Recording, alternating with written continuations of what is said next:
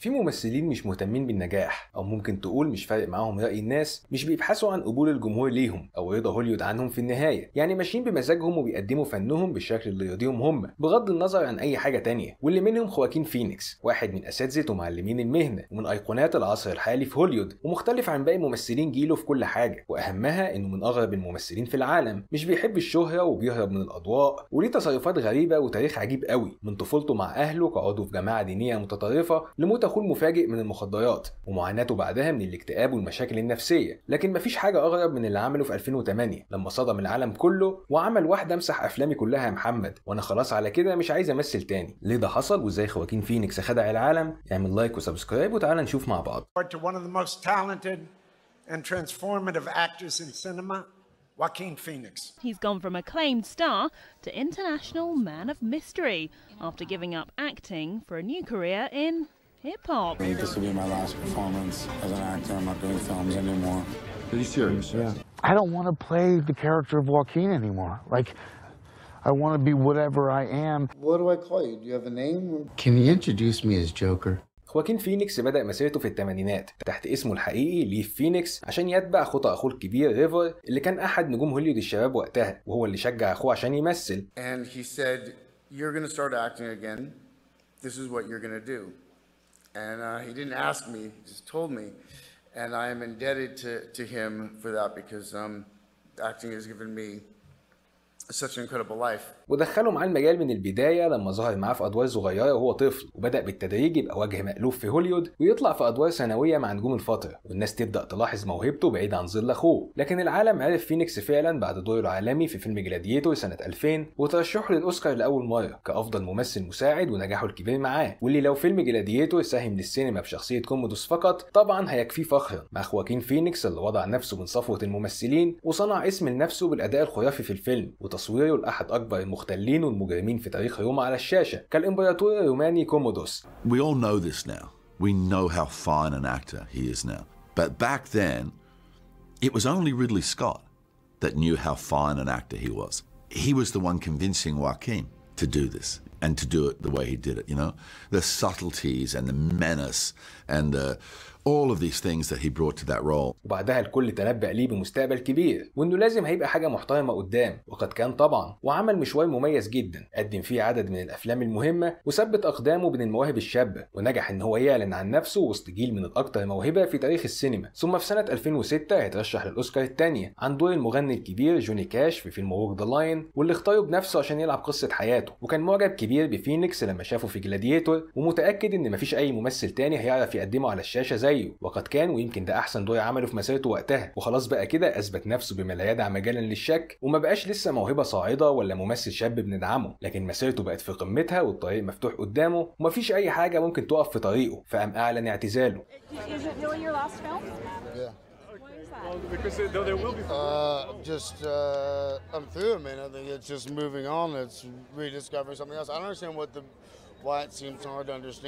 طبعا كانت صدمه كبيره جدا للعالم كله في 2008، وازاي شاب زي ده عليه امال ضخمه جدا بيقول انه مش عايز يمثل تاني، لا ويظهر بعدها بشكل مختلف بدقن طويله ووزن زايد ولابس نظاره شمس على طول وطريقه كلام شخص مش طبيعي ابدا، وزي ما تقول كده في حاجه غلط في تصرفاته، كانه تحول لشخصيه من اللي بيلعبهم في افلامه. وبيقول كمان انه هيبتعد عن الاضواء عشان يركز على مسيرته في الغنى، وانه جاب اخره من التمثيل، وفيلم تو لافرز اللي لسه هينزل ده هيكون اخر ظهور ليه على الشاشه، ومن بعدها اعتمد الشكل الغريب ده في المقابلات وظهر بيه في حوارات على التلفزيون، وبدأ يحضر حفلات ومناسبات وهو متقمص الشخصية، وحتى أعلن عن أول ألبوماته، وأكد على موضوع اعتزاله وتحوله للغنى ده لما أعلن إن زوج أخته كيسي أفليك هيعمل فيلم وثائقي يصور فيه تحول خواكين فينيكس من التمثيل تجاه شغفه الحقيقي في الغنى، وقضي الأمر خلاص مفيش خواكين فينيكس تاني. To explore what I thought would be a very interesting period in his life. I knew that he said he didn't want to act anymore and he wanted to try doing music. Now right there, that just says something's gonna happen. وزود الطين بلة لما ظهر مع ديفيد ليترمان في 2009 في مقابلة كارثية شكله كان فيها يخوف ومحدش فاهم فيه ايه ولا الراجل ده حصل له ايه. You're not gonna act anymore?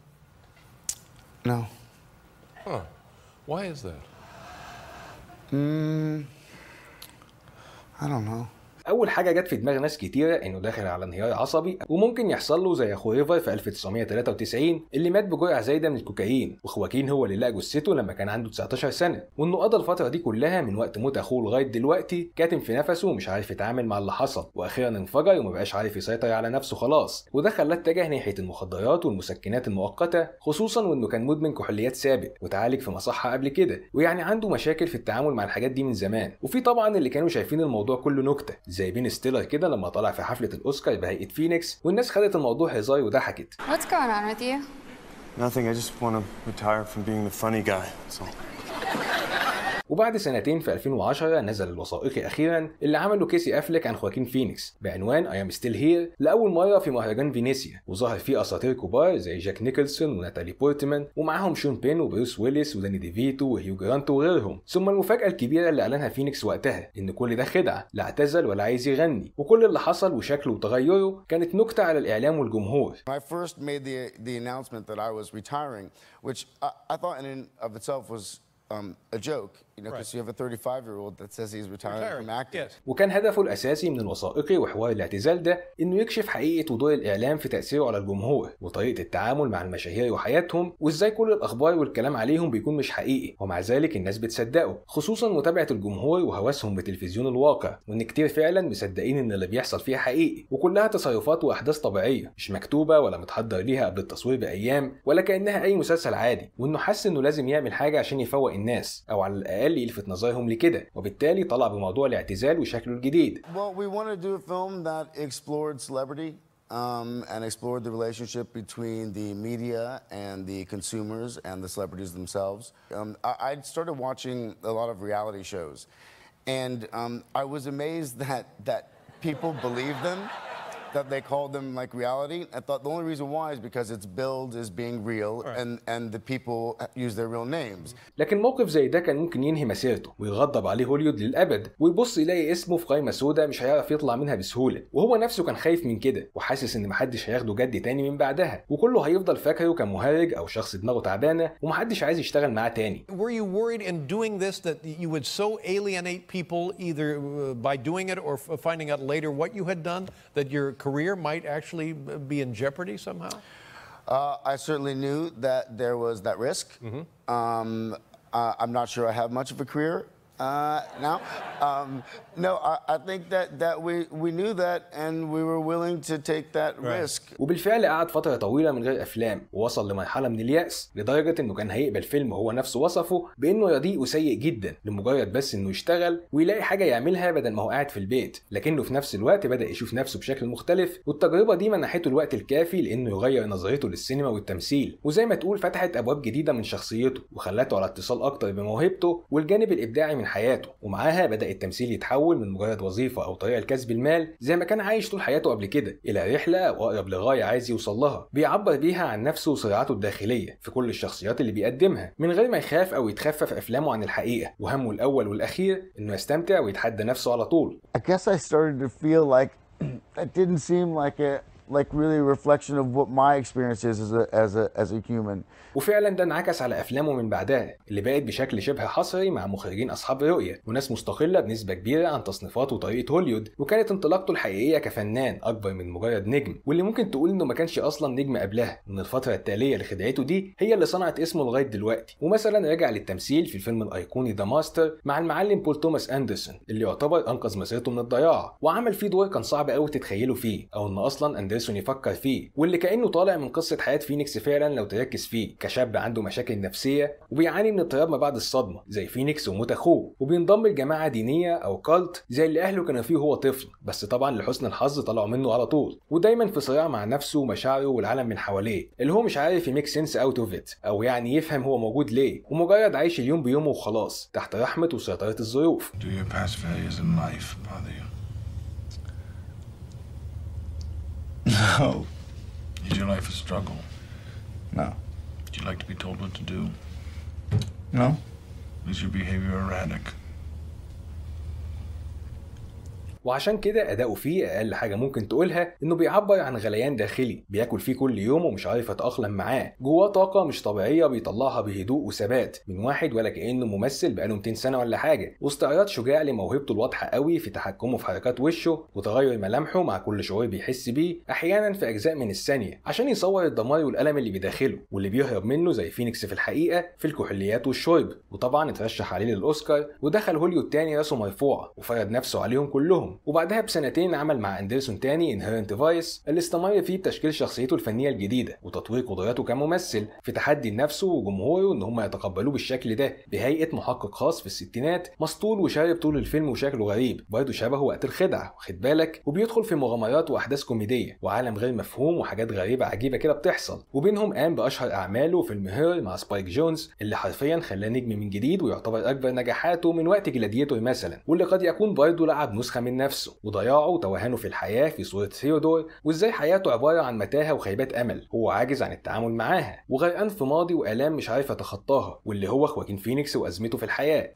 You're a part of why we cast Joaquin because when he was on your show apologizing for the monkey business time, goofball, he came on and I saw that clip and he was I didn't know if he'd be right for the role and on your he's very good in this and on you cast him. وكمل من بعدها في نفس الطريق بادوار ناس كتير بتشوفها غريبه وخارجه عن العادي واحيانا بتضر مسيرته وتنزل من اسهمه عشان مش بتنجح، بس هو مش فارق معاه النجاح زي ما قلنا ولا بيبحث عن جايزه او ترشيح للجوائز عشان ما يحطش نفسه في مصيده التقدير والجوائز والكلام ده، هو بس بيعمل الحاجه اللي على مزاجه ومناسبه لتصوره عن نفسه حتى لو مش هتعجب حد ولا الناس هتشوفها، يكفي ان هو معجب بيها ومهمه بالنسبه ليه. I think I always look for characters that aren't easy to define and they're surprising in many ways and so That's what this was. لغايه ما وصل اللي تقدر تقول عليه قمه مسيرته وعمل الجوكر وفاز عليه بالاوسكار اخيرا بعد 4 ترشيحات مختلفه، واللي برضه بيعرض جانب من شخصيته وسبب انه قدمه بافضل ما يكون كونه عارف وفاهم الجوكر ده بيعاني من ايه بالظبط، وممكن تقول الشخصيه مكتوبه عشانه او هو التصور الواقعي ليها، والراجل شايف نفسه في الجوكر بجد وعارف انه هيقدر يطلع بحاجه مختلفه ممكن ان هي تزيح هيث ليدجر عن عرشه، وده شيء ما كانش حد ممكن يتوقعه او حتى يغامر بمحاولته، لكن فينيكس كان واثق ومتاكد من قدراته لدرجه انه يقلب حياته ويغير نظامه 900 درجه عشان يخس 23 كيلو في شهور قليله، ودي مش حاجه سهله ولا عاديه لممثل عنده 44 سنه، وبالفعل ممثل كبير ونجم ما عندوش حاجه يثبتها او عايز يبهر جمهوره بتحوله، وده اللي ما كانش ممكن يحصل قبل كده، قبل الخدعه والاعتزال واعاده ترتيب حساباته، ولا كان هيشغل باله اصلا انه يعملها، ولا كان هيبقى حد منتظرها منه من الاساس، واغلب الظن ان مسيرته كانت هتبقى عاديه زي ممثلين كتير بيطلعوا فجاه ثم ينزلوا ويبقوا عاديين تاني، لان مش فارق معاهم ولا شغالين بشغف حقيقي، مش مرتبطين بالشخصيات اللي بيعملوها، هي بالنسبه ليهم حاجه بعيده عنهم، بيخلصوها ويتكلوا على الله يشوفوا حالهم. Why was this the right role for you? I think it was complex in a way that the other movies that I kind of flirted with weren't. And so I thought that it was going to be challenging for me as an actor. I thought it was going to be challenging for the audience. And that's exciting to me. وبالتالي الجوكر هنا او ارثر فليك كان مختلف تماما عن اي نسخه شفناها قبل كده ولا سمعنا عنها، ومش جزء من عالم سينمائي او سلسله افلام ولا شخصيه غريبه طالعه من الكوميكس او كرتون، لكنه حرفيا كل واحد مننا لما يجيب اخره من اللي بيحصل معاه ويقوم يعمل ثوره على المجتمع والظروف اللي بتتحكم فيه، وهنا مش معتمد على المكياج ولا الستايل او شكله غريب، وماهوش مجنون ولا فيلن تعجب بيه بس تخاف منه، هو راجل عادي جدا بيعمل اللي انت نفسك فيه وبيتصرف نيابه عنك، وهو عارف انك واقف معاه ومؤيد لافعاله مهما كان مجرم عنيف او شخص مختل، عشان برضه يبقى انعكاس لرغباتك المخفيه، وفارس الانتقام مش الفوضى زي ما كان قبل كده، فكان لازم اتجاه جديد اقوى وافظع من السابق، وده اللي بنشوفه في تحول فليك للجوكر، مش مجرد مأساة لكنه شيء مرعب، لان المجتمع كله مشارك في اللي بيحصل له بشكل او باخر، وبصمات الناس كلها على الجريمه اللي داست عليه وسحقته، وعلى راس كل ده خواكين فينيكس واداؤه الفشيخ اللي من غيره اضمن لك ان ما كانش حد هيشوف الفيلم اصلا، ومن بعد خدعه الاعتزال دي ممكن تقول انه ضحك على العالم كله، لكنه في نفس الوقت بقى صادق مع نفسه، وبدل ما كان محصور بشكل كبير في ادوار اقل منه سواء عشان شكله او طريقته او الجرح اللي في شفته، قدر يحول قدراته تجاه الشخصيات اللي متناسبه معاه وعرف يطلع فيها كل اللي عنده، واللي بشكل كبير زي ما قلنا بتوازي حقيقته وواقع حياته في احسن افلامه واللي صنعت اسطورته، وبقت ابرز حاجه عملها في حياته هتلاقيها انها عن اشخاص محطمين بيدخلوا منطقه مظلمه من حياتهم مش بيقدروا فيها يتعاملوا مع الواقع ولا يفهموا نفسهم، وبيحاولوا باي شكل يحافظوا على ما توقع من عقلهم رغم ان العالم بيدفعهم للجنون والانفجار، وبعيد عن كل ده، دي حرفيا أكتر حركة صايعة وشجاعة ممكن ممثل يعملها في حياته، بس ده طبعا خواكين فينيكس.